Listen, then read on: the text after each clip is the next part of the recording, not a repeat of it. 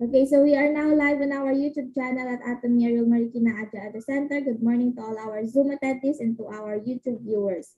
I am Sales Master Joyce Tabiano from Ariel Marikina Adja Center, and I'm your host for today. And to start with our morning meeting, we will be reciting our company motto. So may I ask everyone to please unmute our mic to recite our company motto. Ready position, please. Yep. Company motto, go. Cherish the Cherish the spirit, spirit, create the vision, follow the follow the faith, faith, serve in humility. Adja. Adja. Pag-mute po muna ng ating mga mic. Okay, so for now po, bibigyan ko po kayo ng 2 minutes para po isend yung ating YouTube link sa ating mga group chats and sa ating mga partners na hindi po makaka-join sa ating Zoom morning meeting for today.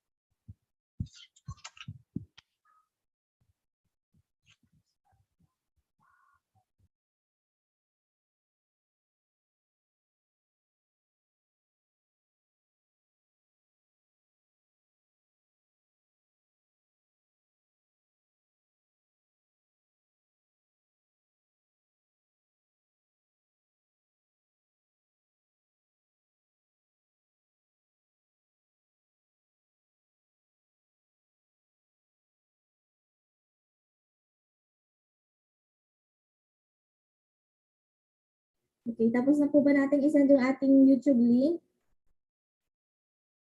Okay, thank you po sa ating mga leaders for sending. And then po, I know we are all very excited to learn from this topic ngayong umaga. Yung ating title po is Growth Mindset, Why It's Needed for Successful Leadership. Yan po yung topic ng ating speaker this morning. And without further ado po, ibinibigay ko na po yung ating screen sa ating speaker this morning. She is one of our admin in Ariel Marikina Adja Center. No other than Diamond Master, Ma'am Julian Tabiano. Okay, good morning po sa ating lahat and maraming salamat po Sales Master Ma'am Joyce Tabiano. So ngayong umaga na po na ito ay ang topic natin is all about the growth mindset po and why it's needed for successful leadership.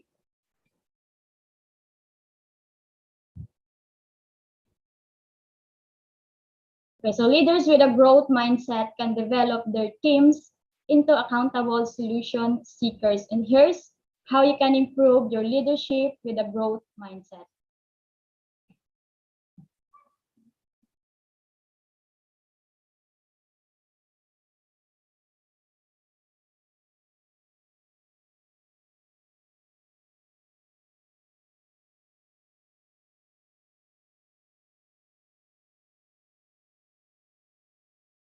Okay, so sorry po. Ayan. So a growth mindset is an attitude and belief that people have the ability to develop their talents, abilities, intelligence, and emotional intelligence. And it basically means that you believe success comes from the consistent effort of working through challenges. And leaders with a growth mindset tend to focus or more on the process rather than just the outcome. So kailangan po talagang magkaroon po tayo ng growth mindset dahil yung isang leader na meron pong growth mindset po ay ang laging nasa mind po natin is failure is an opportunity to grow. Hindi po tayo agad-agad na sumusuko, di ba? Kapag meron po tayong ganitong mindset po, talagang failure, talagang iniisip po natin is failure is an opportunity to grow. Hindi po agad na, for example po, nag-fail po tayo sa isang bagay, yung susuko ka na kaagad. Kailangan, as a leader, lalong-lalo na po in doing our atomy business,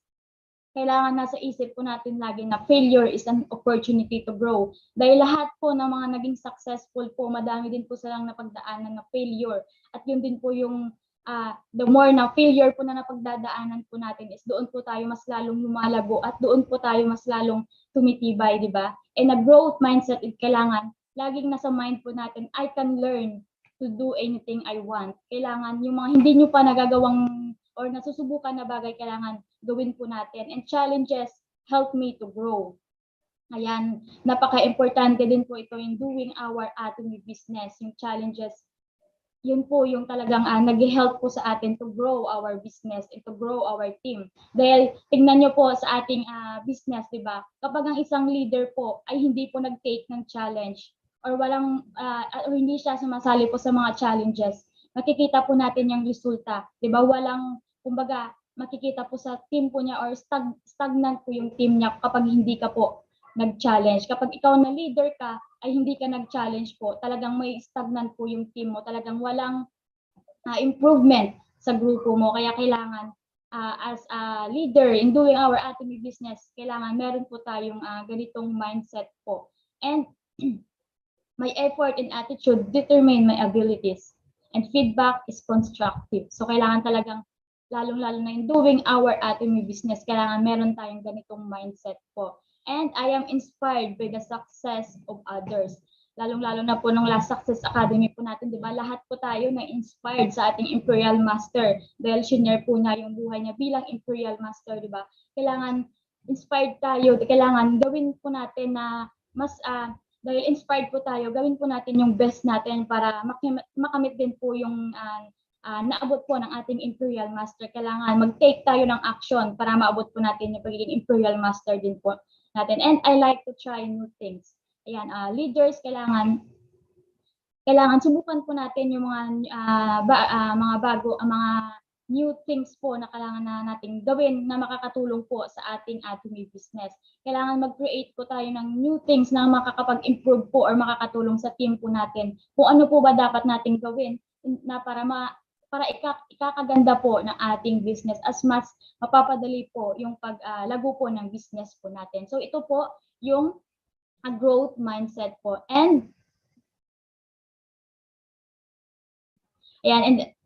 on the opposite end, we have a fixed mindset. And this mindset believes that people's basic qualities such as intelligence and talent are fixed traits that can't be changed or developed. And leaders with a fixed mindset are results-oriented to the extreme, and they tend to interpret challenges as failures, and believing that all effort has been wasted instead of recognizing the opportunity to learn and grow. So ito pong fixed mindset po, talagang laging nasa isip po nila is failure is the limit of my abilities. Kapag nag-fail po sila sa isang bagay, mabilis po silang sumuko. Kaya kailangan wag po nating gawin ito or kung magkaroon po tayo ng fixed mindset kasi maduduplicate po ito ng mga partners po natin. Kapag meron tayong ganitong fixed mindset, wala pong paglalago po sa ating business. And ang isang leader po na may ganitong fixed mindset po is laging nasa mind po niya is I'm either good at it or I'm not. Talagang yung negative agad yung iniisip po niya, and my abilities are unchanging and I can either do it or I can't. So yun agad yung iniisip po nila na ay hindi ko kayang gawin yung isang bagay na yan. Hindi mo talaga kayang gawin kapag hindi mo susubukan. And I don't like to be challenged. Ganun po yung mga fixed mindset po. And my potential is predetermined. And when I'm frustrated, I give up. Ito po yung mga may ganitong mindset po ay mabilis po silang sumuko sa isang bagay or wala silang tiyaga na gawin po yung isang bagay na mabilis lang po silang sumuko. And feedback and criticism are personal. And I stick to what I know. Kailangan po, wag po tayong maging fixed mindset po, lalong-lalo na in doing our atomy business.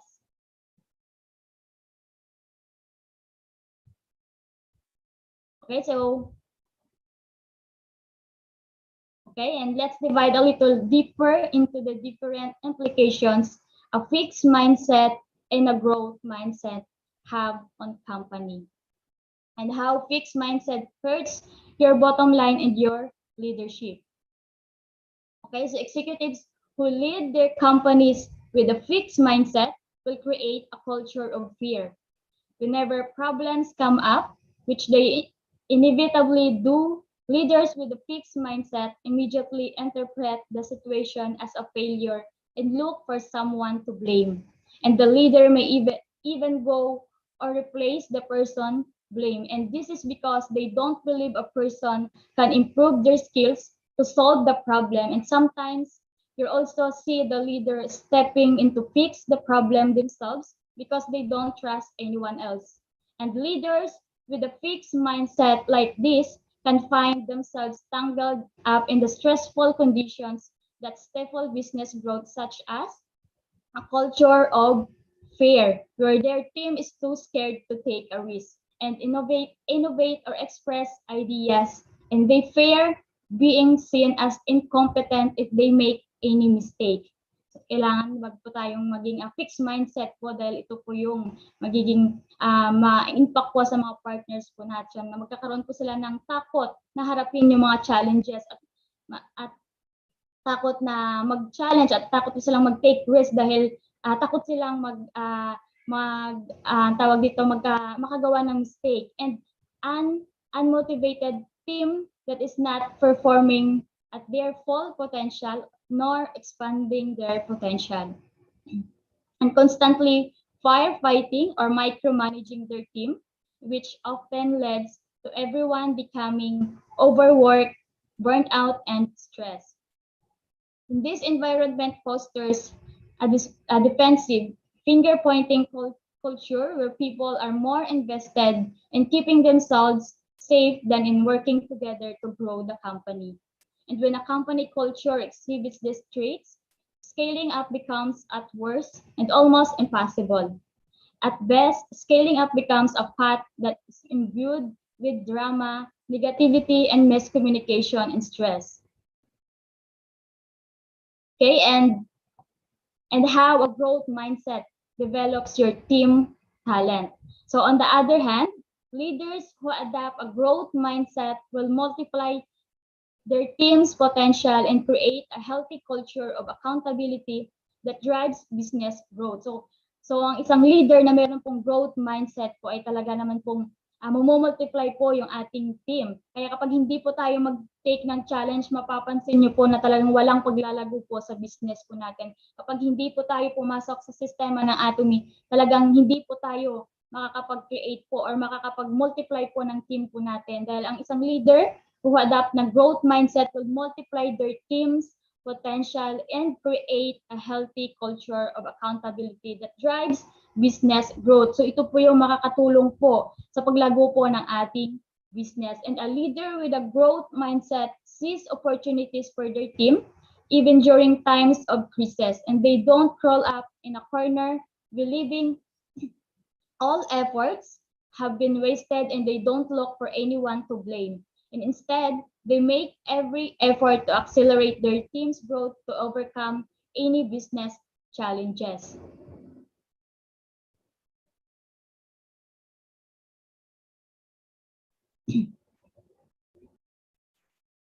Okay, so how does a leader create and nurture a growth mindset? And the most effective modern leaders all have a growth mindset to keep up with the demands of a rapidly changing digital world. And here are some practice and beliefs you can adapt to create and nurture a growth mindset for yourself and your team. Okay, number one, embrace change. The most effective modern leaders embrace the fact that we live in a rapidly changing digital world.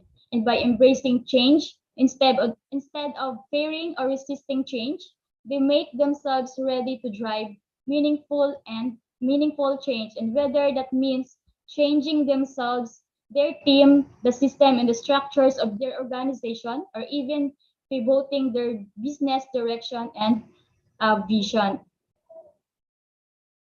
And number two, become self-aware. So before we can change and grow, we need first understand our starting point and what are own limits and motivations and emotional states. And with self-awareness as a leader, you become better equipped to make impactful decisions and explore opportunities to grow the business. And it will also help you identify the areas that needs more growth for you and your team. As a leader, kailangan maging self-aware din po tayo dahil nakakatulong po to in doing our ating business at makakapag-identify po tayo ng mga new ideas po na makakatulong po sa business po natin.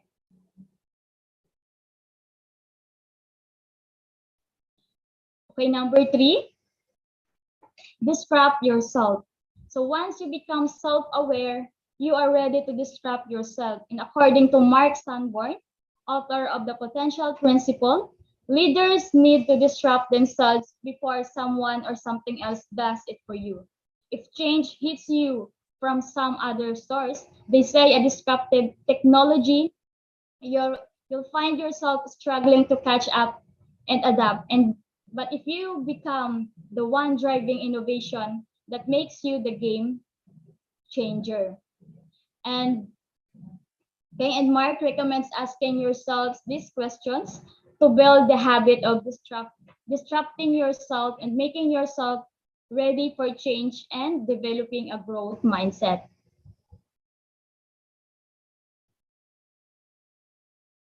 Okay, so ito po yung mga ang nirecommend po ni Mark para tanungin po natin sa ating mga sarili. And what habits and practice and routines in your life need to be shaken up a bit? And are you doing things that used to succeed but no longer work as well, if at all? And are you spending valuable time on unproductive activities? Lalong-lalo na yung doing our ating business, wag po nating sayangin yung oras po natin. Yan nga yung sinasabi, di ba? Time is gold. Hindi na po natin mababalikan yung oras na nasayang po natin. Kaya kailangan, napaka-importante po yung time po natin na ma-spend po natin ito sa mas productive po na makakatulong po sa atin sa in doing our ating business. And how could your time be better invested elsewhere?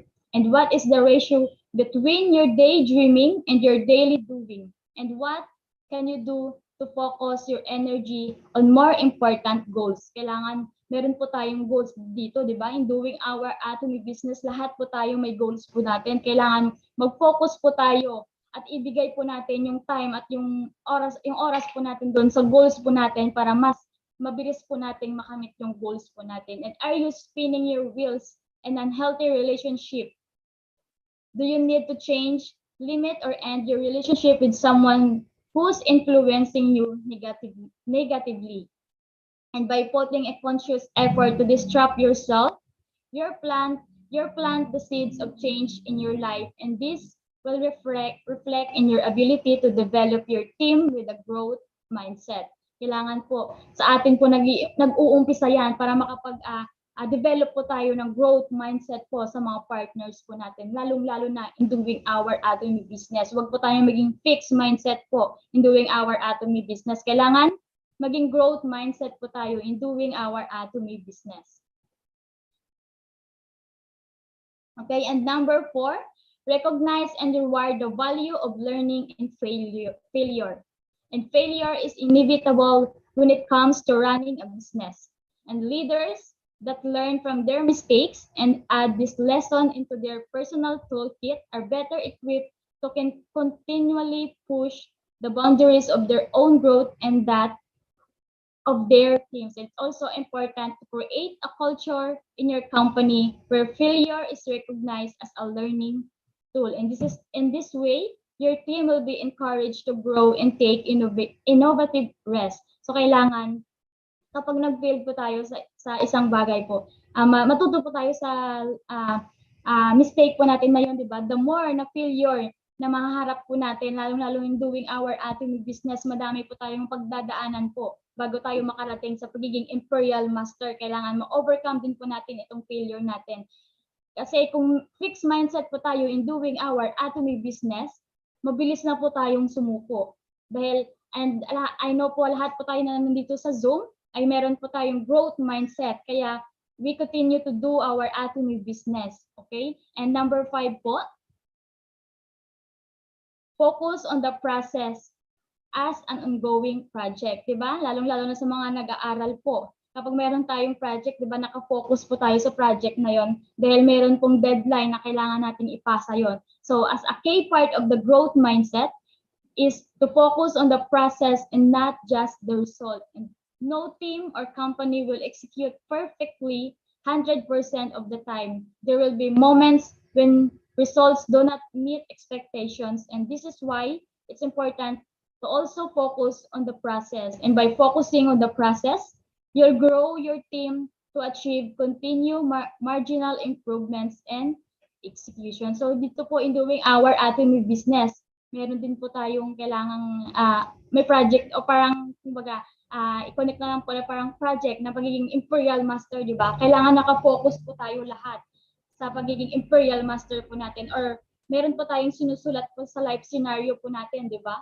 Meron po tayong goal doon na kailangan natin gawin, na may nakalagay din po yung specific time kung kailan po natin siya makakamit. Kailangan nakafocus po tayo doon sa sinulat po natin sa ating mga life scenario. Kung kailan po natin makakamit yung gusto mong bahay, yung gustong or kailan mo gustong karoon ng sarili mong sasakyan, kailangan nakafocus po tayo doon na sa goal po natin na yon para makamit po natin on that day na sinulat po natin doon sa ating life scenario. Dahil pag susulat po ng ating life scenario, ay meron po tayong nilalagay po doon na specific time kung kailan po natin siya makakamit po. And number 6, practice perseverance. Napaka-importante din po ito in doing our atomy business. Kapag wala ka pong tiyaga, talagang give up ka po. Kaya kailangan practice po natin yung magkaroon po tayo ng perseverance. An oak tree does not grow for 40 feet overnight. The fruits of growth require time, and so perseverance is key. And learning to push through failure, treat obstacles as challenges, and persist in spite of difficult situation will allow you to lead a team to more impactful goals. Kaya kailangan po meron tayong tiyaga doing our atomy business. Kasi mapapansin po natin yung isang tao na walang tiyaga sa isang bagay ay madaling sumuko. And makakatulong din po ito in doing our atomy business, di ba? Kasi sa umpisa po, sa mga nag-uumpisa po, hindi talaga mabilis yung atomy, di ba? Pero kapag napalago mo po ito, nakahanap ka po ng mga magiging business partners po, makakasama mo in doing our atomy business, talagang mas mapapabilis po yung ating business dahil napakaswerte po tayo dahil nandito po tayo sa atomy business kung saan na-provide na po lahat. 99% gawa na po yung system po natin. Tayo na lang po yung kulang. Nagagawin po natin yung effort po natin. And para maging successful po tayo, di ba? Sorry po. Okay. And this is the right mindset for success. To lead your team into success, a leader must first exemplify the right mindset for success. And this begins with a growth mindset where you break free from the shackles of fixed beliefs and limited potential. And when you consciously adapt the practice and beliefs of a growth mindset, you will open new doors of possibilities without being held back by the fear of failure. And as T.S. Eliot once said, only those who will risk going too far can possibly find out how far one can go. So yun lang po yung aking topic this morning. And thank you po sa lahat po ng nakinig sa ating Zoom participants po and of course sa ating YouTube channel po. Ayan, binabalik ko na po sa ating MC Sales Master, Ma'am Joyce Tabiano.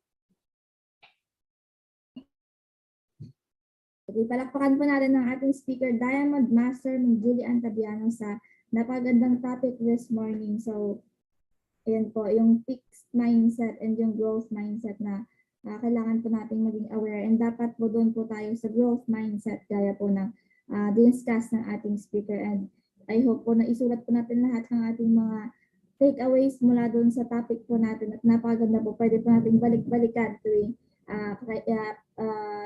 pakiramdam po natin, kailangan po natin i-remind yung ating sarili. And yung pinaka nagustuhan ko lang po doon sa na-share po ng ating speaker is yung number 5. Focus on the process as an ongoing project. Just like in our challenges po, mastership challenge. Kailangan hindi lamang po tayo sa goal nakafocus, focusin po tayo sa process ng ating challenge. Kasi doon po yung habang ongoing yung challenge po natin, sa process of challenging po tayo, doon po yung talagang gumagalaw tayo. Kasi kapag nakafokusin po tayo doon. Yung mga galaw po natin, like yung magpo-follow up po tayo ng mga partners, ng mga consumers, gagawa ng mga bagong consumers, doon po talagang nag-grow yung team natin. Sa process po na yun, for example lang po yun sa ating challenge. If nakafocus din po tayo sa process ng paggawa po ng ating mastership challenge, not just on the goal but also on the process, dahil talagang doon po tayo nag-grow as a leader and also nag-grow din po yung ating team. And yun nga po yung na-share din po ni Ma'am Julie, which is yung last na sinabi ni T.S. Eliot.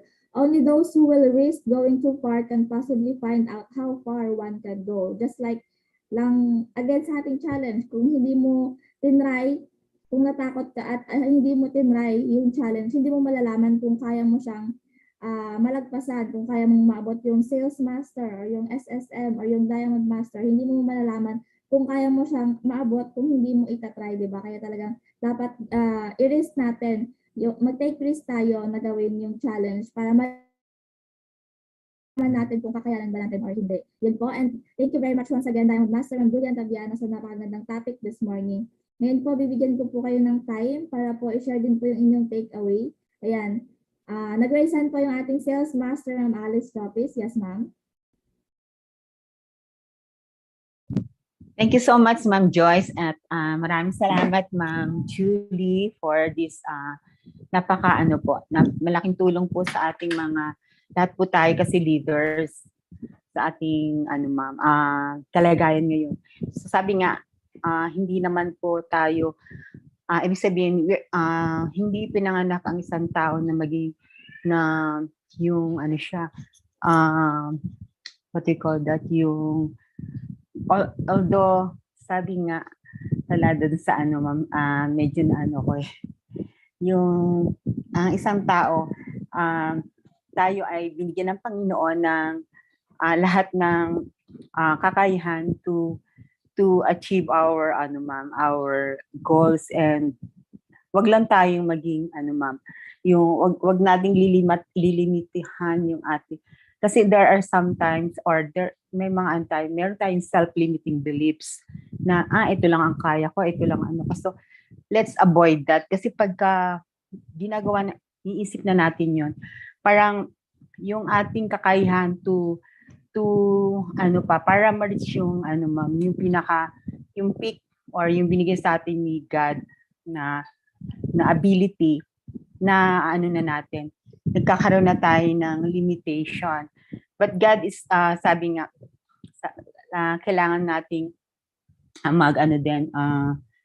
practice din natin po yung perseverance, kasi pag hindi tayo nagkaroon ng pagtsatsaga dito sa ating hanap buhay, magkakaroon din po na tayo ng yung parang dito ako sa ganon, parang ganon. Kasi kung sabi nga patience kailangan yung patience is a virtue. So kung hindi tayo pinagtyagaan ng Panginoon, paano tayo naging nakarating dito sa ating kalagayan? So maging rin tayo, matyaga rin po tayo na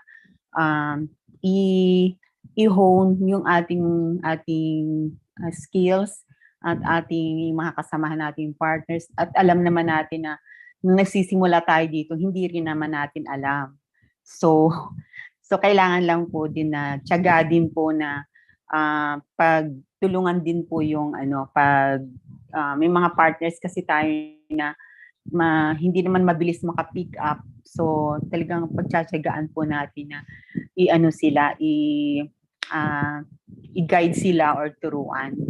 So yun lang, ma'am. Thanks so much na kanina nawala. Yes, ma'am. Thank you. Thank you very much, ma'am, for sharing your takeaway. Tama po kayo, ma'am. Nakikisabihan nga rin po na when we limit ourselves, that's when we fail. Talagang wag po nating limitahan yung ating sarili.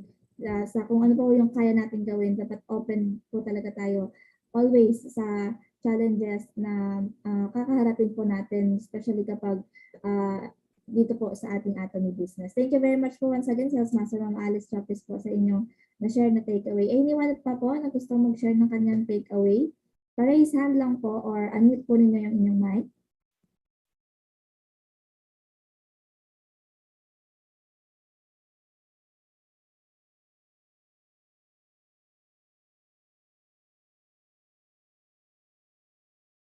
Okay po. Ayan po yung mga gusto pa pong mag-share ng kanilang takeaways.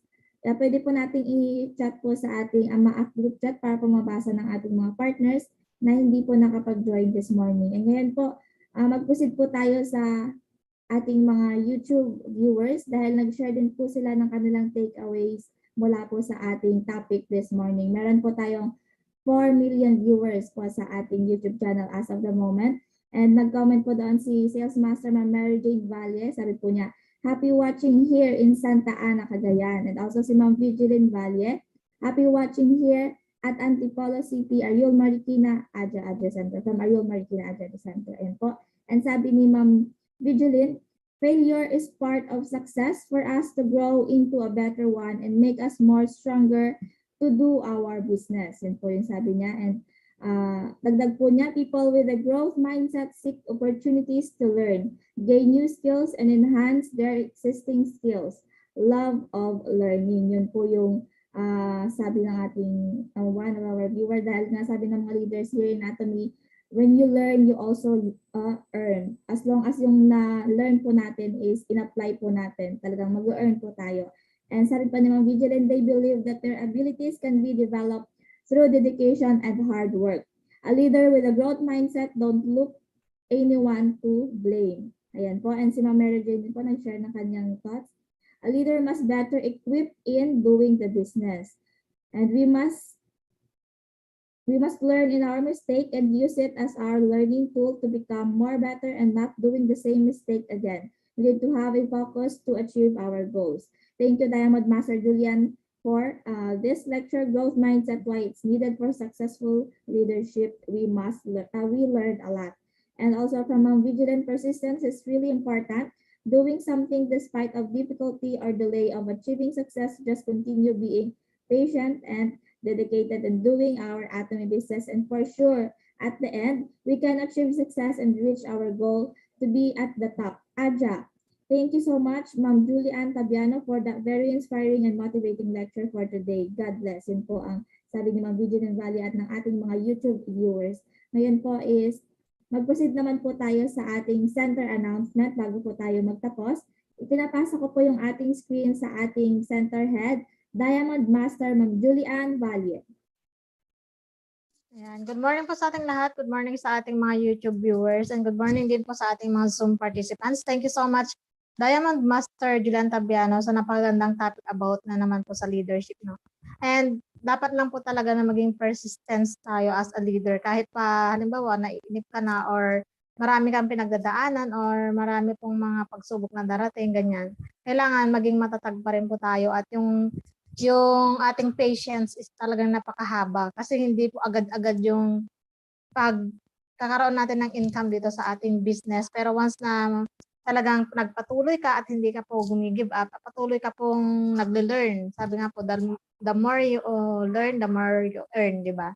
Kaya magpatuloy po tayo sa pag-learn ng paggawa ng ating mga business, ng mga techniques and how to become a good leader sa ating business kasi napaka-importante po na maging leader po tayo para magkaroon po tayo din ng mga leaders. Kasi kung ano ka lang, kung hindi ka leader, for sure hindi rin po mag-grow po yung ating business. Kaya let's stay focused po and be positive lang po always. And ngayon po is mag-proceed na po tayo sa ating announcement. Para sa mga hindi pa po nakapag-subscribe sa ating YouTube channel, pati na rin po sa ating FB page, Atomy Ariel Marikina Adja Center, paki-like and subscribe niyo po yung ating YouTube channel and FB page.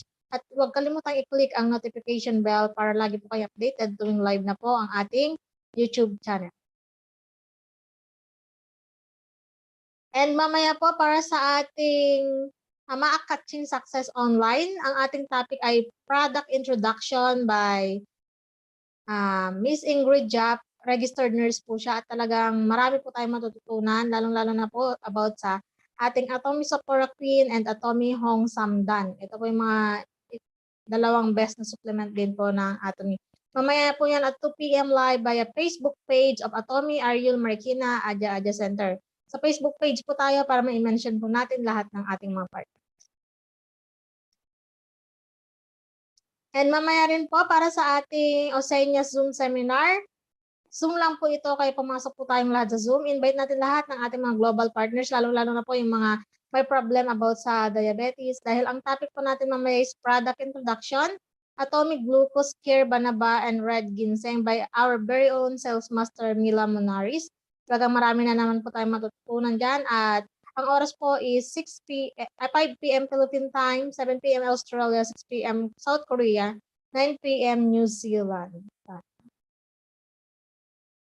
And para sa ating Wednesday topic, bukas po yan, product introduction by our very own Sharon Rose Master Lizal Valle Kim. Ang topic po niya is Atomy Women's Vegetable Leather Sneakers. Talagang napakaganda naman po nito at marami na naman po tayong matutunan about sa mga new products po natin. And sa Thursday po, para sa ating one-day seminar sa Atomy Philippine Pickup Center, kung meron kayong kilala sa Cebu, pwede nyo rin po silang papuntahin sa Cebu Dream Center. At pag sa Baguio naman po ay Baguio Cup Center. Ang ating vision speaker ay si Diamond Master Seborbe. Ang ating product introduction ay si Sales Master Sky Guzman. And ang ating marketing plan, our very own Diamond Master Robert Hoxing. Kaya yung mga partners po natin na pwede natin invite actual sa ating ODS ay pwede nyo pong i-invite doon at pakisabihan lang po ako para maipasa po natin yung mga pangalan po ng mga atin.